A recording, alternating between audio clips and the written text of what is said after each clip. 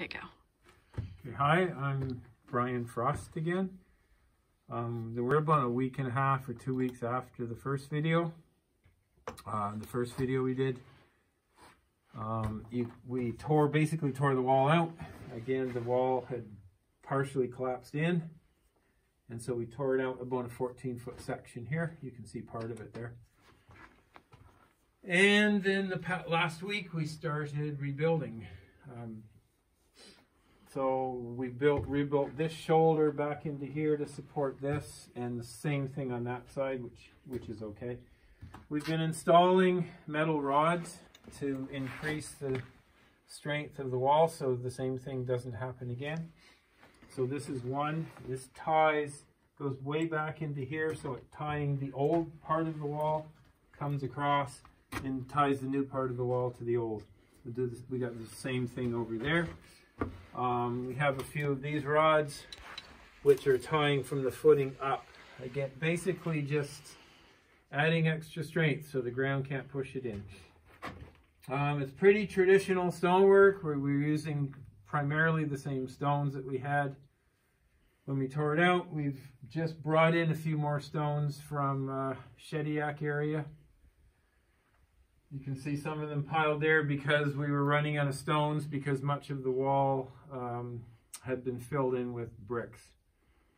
And so we just we're running out of stones. So we brought those in today. So we're very happy. It was a job because it's still March and there's still a lot of snow, but we got everything in. So the progress is going good. You can see it's traditional, kind of a random rubble masonry style.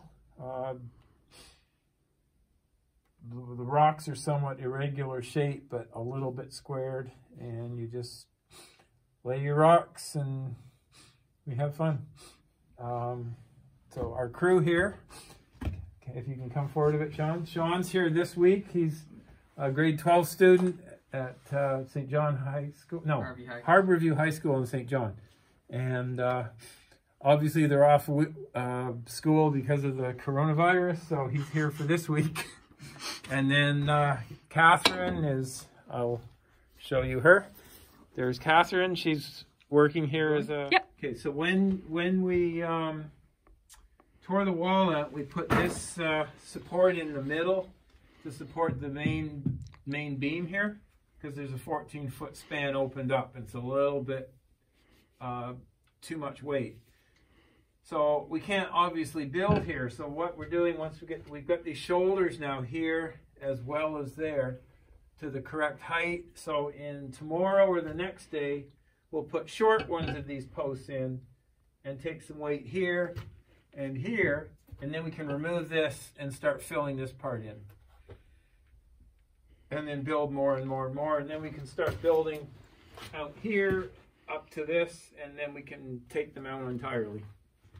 But there may be a little bit of back and forth. But we need to keep this from settling because all the weight of this side of the house is on this. And a 14-foot span, even for a beautiful old 10 by 10 solid lumber, is still a big span. You don't want any, we don't want any settling. So yeah, so this is going good. That's probably about it that brings us up to date on what we're doing. So we'll be here all week trying to build this wall in, get us at least up to maybe here, so we can keep the dirt out if it starts to thaw. I'm just gonna pan on the So you can do just sort of a nice pan on the whole wall, nice and slow.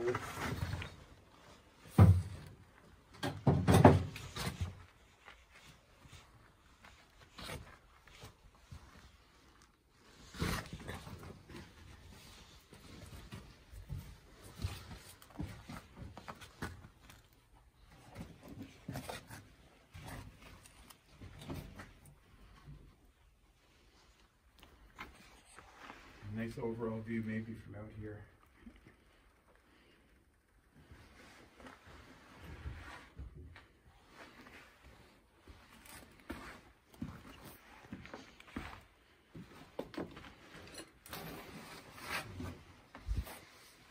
There we go.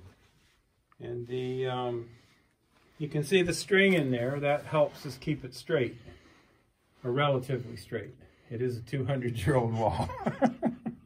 So nothing's quite straight in a 200-year-old house. Anyways, that's it. And this is March the 23rd. Sure. I think. It is now. 23rd. It's Monday. Monday, the March, close to the 23rd. So that's our progress. We'll be here all week. And we hopefully will get the wall up. Perfect. Thank you.